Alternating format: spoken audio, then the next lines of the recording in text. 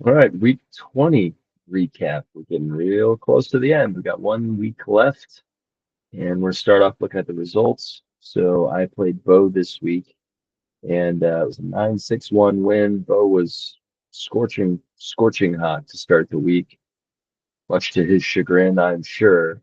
So, I mean, Bo's numbers, not to harp on one individual matchup too much, but Bo's numbers were pretty insane. I mean, he was hitting 320, I think, on Saturday.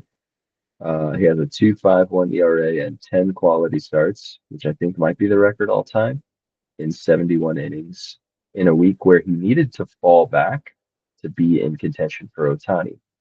It seemed like it could be a perfect storm because I'm pretty successful this season, and Bo has not been trying to win. I should say he's been plenty successful. He just hasn't been trying to win.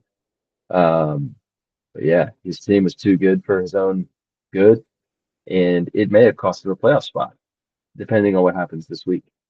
When I say when I say it may have cost him a playoff spot, I mean he may make the playoffs without wanting to. So it's a real weird dynamic here. And I'll touch on this really briefly too. So technically Bo had 218 at bats. The minimum is supposed to be 225. This is something that I should have done earlier and said more specifically. I harped on the number of innings pitched people need to get in order to not unduly change tanking and how the positioning could work. Right, we're talking like 7 at bats here. This wouldn't have changed the outcome. It wouldn't have changed any category except maybe this walks, and certainly this is really, really, really close.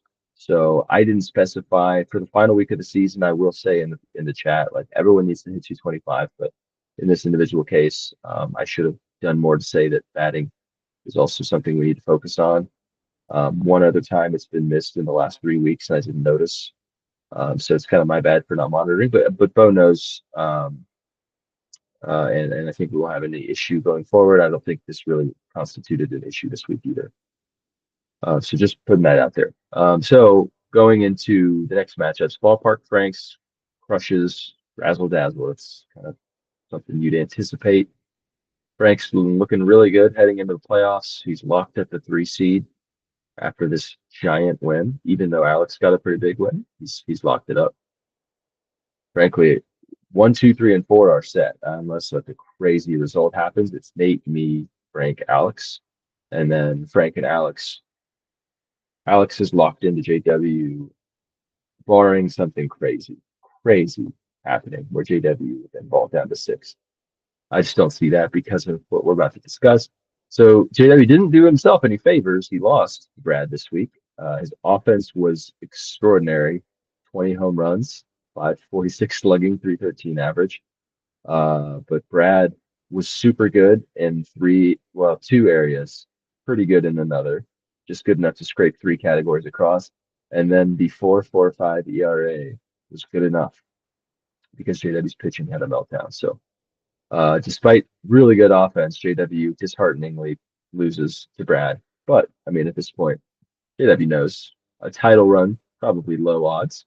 Brad's desperate, trying to fight for the number 1 pick, which I had more or less eliminated him from contention on as of last week because I just thought he was too far back, and I knew he was playing JW this week.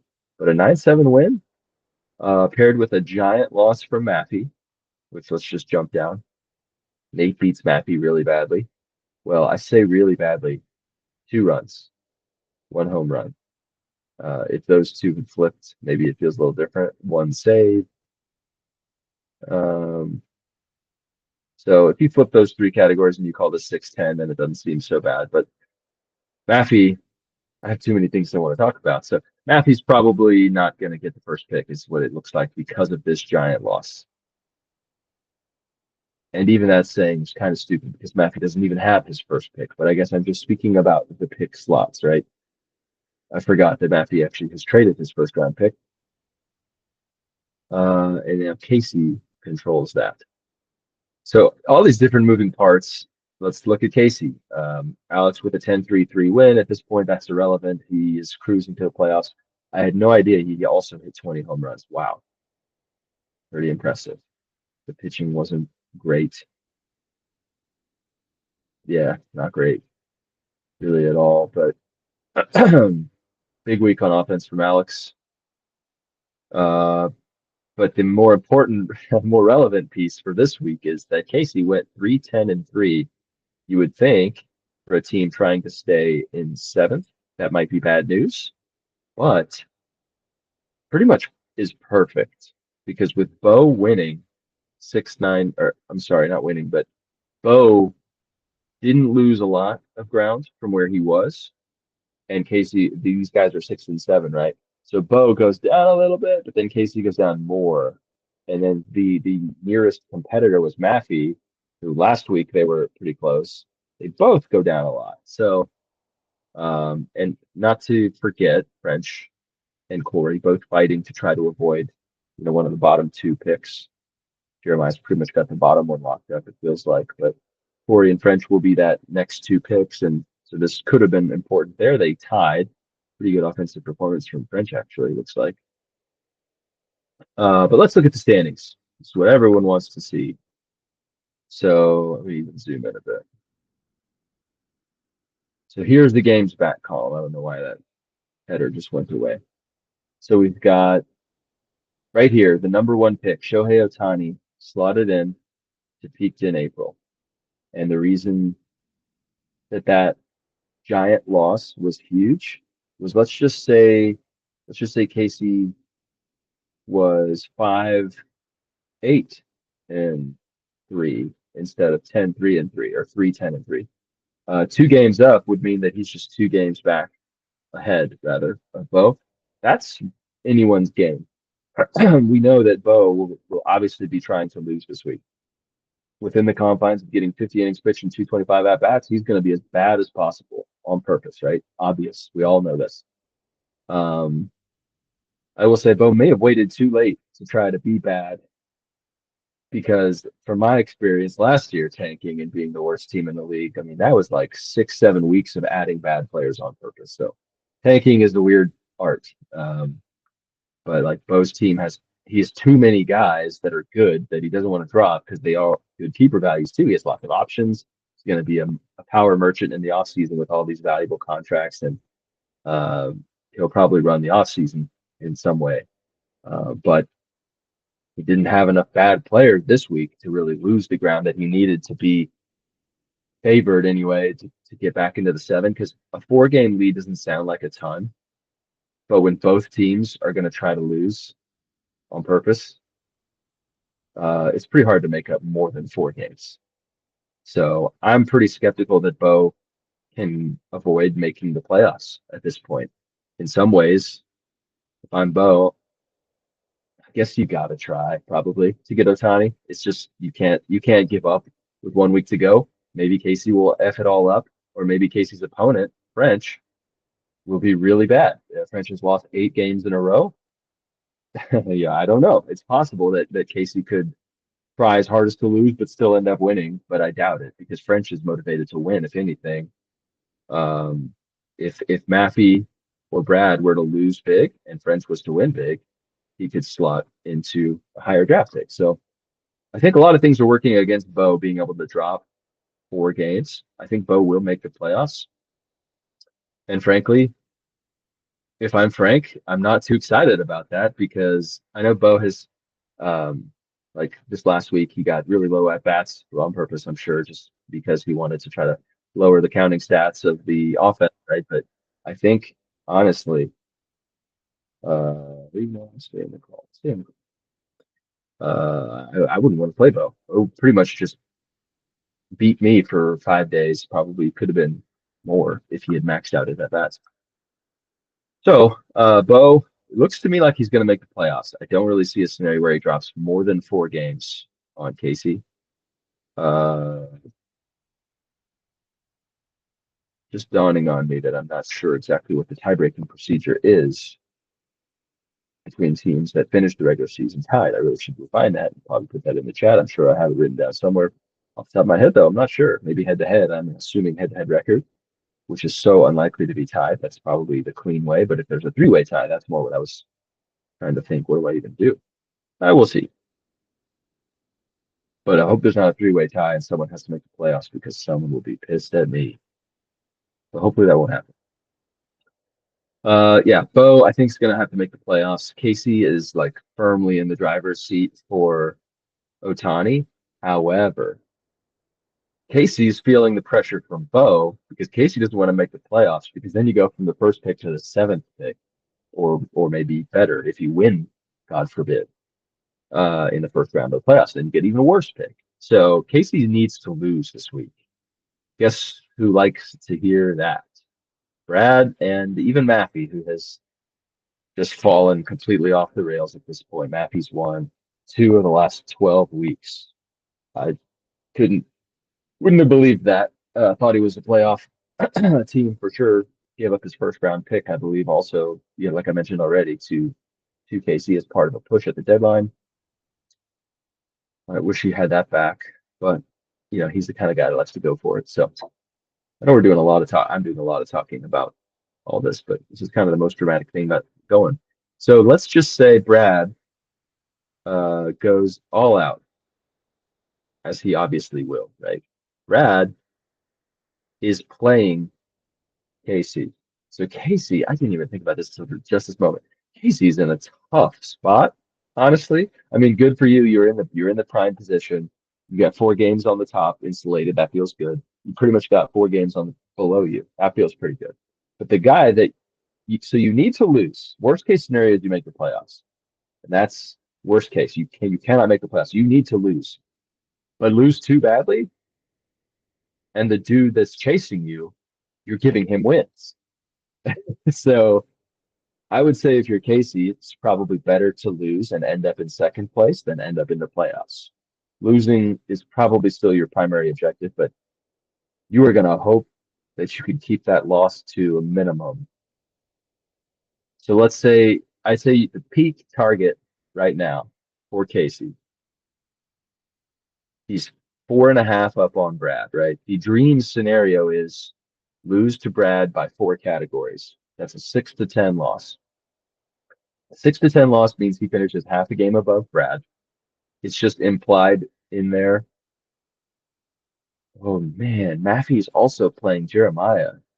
Jeremiah is pretty much locked into the last place. I doubt Jeremiah probably even checks his lineup this week, other than me hoping he does so to make sure he gets his minimums. Uh, Maffey might. Hmm, Case is in a tough spot, man. Because if Maffey wins 10-6, if Maffey wins 10-5-1, let's say 11-5, which Matthew struggled a lot lately. So even against Jeremiah, I don't know if that's likely per se, but let's just say Matthew wins 11-5. Brad beats Casey 10-6 as Casey tries to make sure he loses a little bit, right?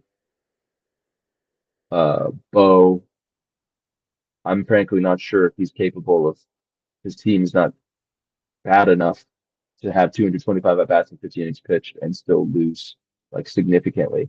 Like let's say Bo goes 6-10, Casey goes 6-10, and Matthew goes 11-5. That would mean Bo drops 4. Casey also drops 4. And then Brad. Wow. Sorry, this is so like rambling, but I think there's a scenario even in this wild, wild week 21. No, I was gonna say where Matthew could even still make the playoffs. Like if Matthew wins 14-2 against Jeremiah and everyone else, if let's say Bo loses 6-10, we're talking that's 8 games. That's their gap. 68, 59.5. So they're 8.5 games back. So you'd have to gain 9 games. It could happen, but it'd be really unlikely. But like there's still even a chance, I guess, that Matthew just jumps everybody because he smokes Jeremiah. Bo loses convincingly. This matchup stays pretty close to neutral. There is a chance that everyone could be happy and Matthew could just pass everybody up. It's unlikely that that's even on the table. I don't know. It's going to be wild. Casey's in a little bit of a tough spot because he needs to lose, but he can't lose by too much, or he automatically he gets Brad position above him. And Casey, of course, will simply be rooting for Maffey to win just enough. I mean, Maffey would have to win huge, and Bo would have to lose big for Maffey to potentially jump all over everybody. So if you're Casey, you're rooting for a Maffey victory because frankly, it's unlikely he'll win that big, because anything he does to go back up, he could finish in seventh, and then Casey still gets the first pick. So I don't know, it's a bit wild. Probably not worth all the time I just went going into it, but it's the thing I'm most excited about watching this week. So sorry. Here are the latest numbers. The big four are all on win streaks. Nate's won 7 in a row, and he won like 11 in a row before that one loss. So he's barely lost in this entire year, it seems like. I've won 9 in a row, so I'm going to stop short. If I win, I'll stop short at 10, one short of that 11 game win streak, which we've had every year. We've had someone win 11 in a row, just not this year. We've got Frank's won 3 in a row. Alex has won 5 in a row. So these teams are all on a roll. JW's actually lost 2 in a row, but he just lost a lot of talent at the deadline, right? Bo lost a game to me. Casey lost. No other real streaks of note other than French has not won in 8 weeks. Corey's not won in 3 weeks. Jeremiah's not won in 6 weeks. Just talked about the final matchups. One thing I didn't touch on, it would be crazy, but if Frank is able to beat Nate handedly, let's say, like 11-5 or something, I'm playing Corey. Like if I can beat Corey decisively and Frank beats Nate by more than just a couple categories, then there is a chance I could become number one seed. And that's important because the seeds determine who wins in a tie in the playoffs. So if Nate and I were to play and we tied, then Nate would win right now. He's the one seed. So yeah, subtle little thing that could happen. It'd be interesting to see Nate lose right before the playoffs too. I wouldn't mind. But we'll see. Yeah, Bo drawing French this last week is not what he wanted to see. Matthew getting Jeremiah is exactly what he would want. BTL numbers. I am going to finish the season with the highest BTL at this point. You can't really make up 2.5% at week 21. My batting has actually caught Nate more or less. Well, 1%, less than 1% off. And the pitching, I have a pretty hefty lead over everyone else. So even though I think my heart is saying Nate's still the favorite, I put myself at the top of the power rankings this week. I mean, the BTL is better. We've both been crushing our opponents lately. You can see down here the last 5 weeks record. Even over the last 5 weeks specifically, I've still been better by BTL. But the two of us are looking really strong. Frank and Alex are not that far behind. I mean, 5% VTL sounds like a lot. If you're talking in a season-long context, yeah, our VTLs have been a little bit better, especially than Alex. But if you look over the last 5 weeks, I mean, you throw any of these VTLs in a matchup, that's 67, 65, 59, and 60, sorry, and 61. If you throw those four teams in a pot and just make them play, I mean, anyone's game. The other teams, however, there's no one else above 50% over the last 5 weeks. So the idea of a wild card run here, that seems pretty far-fetched. I'm skeptical of that. But it does feel like we're going to have a really competitive round two and championship, most likely. But obviously, wild card upsets are fun. So since I'm not going to be in the wild card round, I'm cool with it if that's what happens. I don't have any notes really written in. And I guess last but not least, a really quick look at the numbers from last week in terms of our all-time percentiles. I had a really, really good week. I actually didn't look at the numbers, what rank it was. Jeremiah had an all-time bad week. Nate was very good. French was very bad. Really, that's about it. We had a lot of middling performances. JW's bats were incredible, but his pitching was terrible. Kind of like that was the blueprint at the beginning of the season, right? My pitching was exceptional. My batting pretty dang good too, actually. So I guess Bo did not set the all-time QA record because 99.5% is not 100. Let's look and see what his actual. That was the fifth most quality appearances ever by Bo. I mean, technically, it might have tied for the record. And all of these are flawed. Like you would say, oh, wow, everyone walked everyone this week. Not true. It's just that the metric for this changed. This used to be the raw number. And now this is like a per 9 figure. And so it thinks that these tiny little 2.5, it thinks that that's measuring against like 20 walks, right? So it's going to be a really, really good result, or bad, I guess, in this context. It should be good. Anyways, a lot of rambling. This is probably not everyone's favorite video, but I enjoyed it. And week 21 is here. It's going to be wild to watch, like in real time, what people are doing. I don't know whether some of the teams that are trying to shuffle around for Otani are going to be favoring the late starts this week just so they can have the last word, whether they need to start someone or not. And just remember, you miss your innings pitched, you will be picking 12th. Your entire draft slot will move. Don't miss your innings. That is not the way to get a better draft spot. Don't want to have to do that to anybody. So please get your innings. Don't wait to the last second if you value your high end pick. And best of luck to all those teams in the middle who are trying to vie for Otani.